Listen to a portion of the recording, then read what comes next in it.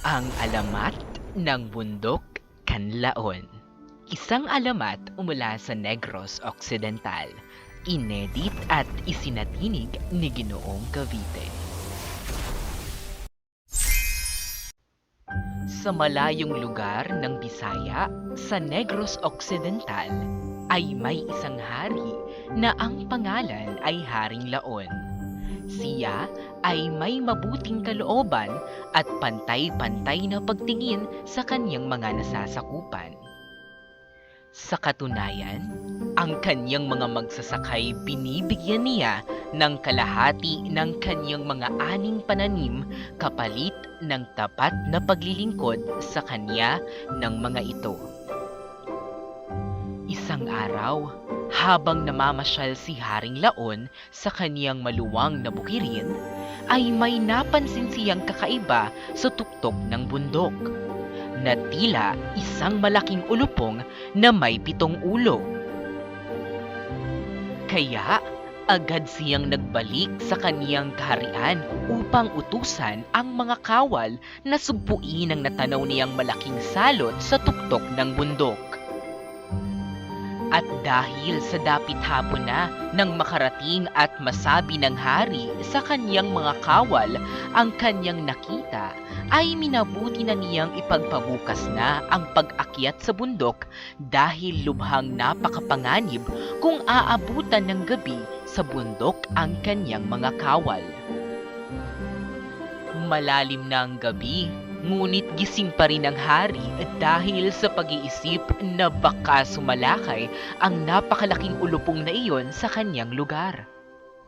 Nasa ganoong pag-iisip ang hari nang biglang makarinig siya ng mga sigaw at iyak ng mga tao sa labas ng palasyo.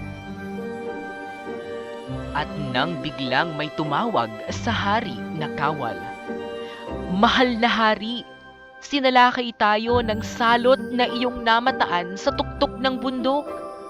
At agad na inutusan ng hari ang kawal. Tawagin ang lahat ng kawal at sugpuin ang mapaminsalang salot na iyon. At agad na sumunod ang kawal sa utos ng hari. Maya-maya pa ay nagbalik ang mga kawal na tila ba napakalungkot. At sila ay nagwika sa hari. "Haring Laon, hindi po namin nasugpo ang salot, ngunit amin siyang naitaboy pabalik sa tuktok ng bundok." Agad na sabi ng kawal. Kung ganoon, ay mainam. Kahit papaano ay natigil ang kanyang pananalanta sa ating lugar. Ang sabi ni Haring Laon. At ilang beses pang naulit ang pananalanta ng napakalaking ulupong na may 7 ulo. Subalit, hindi talaga kaya ng mga kawal ng hari ang ulupong dahil sa napakalaki nito at bumubuga pa ng apoy. Hanggang sa kumonsulta si Haring Laon sa mga pantas. May mga pantas na nagsabi na mag-alay ng magandang dalaga sa malaking ulupong na may 7 ulo upang tumigil ito sa pamiminsala. Ngunit labag sa kalooban niya ang pasyang iyon sa kadahilanang may anak din si Haring Laon na napakagandang dalaga. Labag man sa kalooban niya ay pinaabot pa rin niya sa mga nasasakupan niya ang balitang iyon. At sa takot ng mga kadalagahan na baka sila ang gawing alay sa ulupong, ay pinintahan nila ang kanilang mga mukha upang matakpan ang kanilang kagandahan.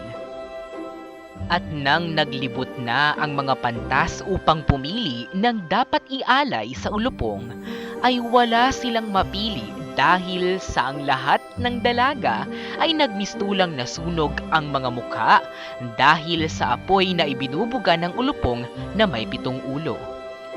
At bigong bumalik ang mga pantas sa kaharian. "Mahal na Haring Laon, wala po kaming napili dahil lahat sila'y nasunog ang muka nang abutin sila ng apoy na ibinubuga ng higanting ulupong," sabi ng unang pantas.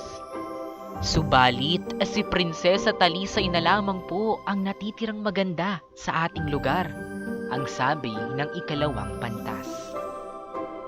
At nalungkot ang Haring Laon sa kanyang narinig. Aking amang hari, kung ako na lamang ang tanging pag-asa upang matigil ang pamiminsala ng ulupong, ako po ay pumapayag na maging alay. Ang matapang na wika ng prinsesa. Samantala, isang banyaga ang nakabalita sa pananalanta ng ulupong. Inalok ng binata ang hari ng kanyang tulong. At nagsabi na siya ang pupuksa sa malaking ulupong na may 7 ulo. Matapang ka, binata. Kung mapapatay mo ang salot na ulupong ay ibibigay ko sa iyo ang kalahati ng aking yaman. At ipapakasal ko rin sa iyo ang kaisa-isa kong anak na si Prinsesa Talisay. Ang wika ng hari sa matapang na binata.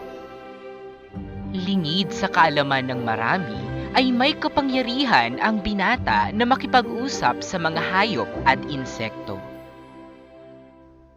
Kaya sa kaniyang paglalakbay ay kinausap niya ang Haring Langgam na tulungan siyang sugpuin ang higanteng ulupong sa pamamagitan ng paggapang nila sa katawan nito at sa pagkagat sa ulupong. Malapit na siya sa tuktok ng bundok nang makasalubong niya si Haring Putakti. Sinabi niya ang pakay niya sa bundok at humingi siya ng tulong dito na pupugin nila ang mata ng ulupong upang hindi ito makakita. Sumang-ayon naman ang Haring Putakti sa kanyang plano.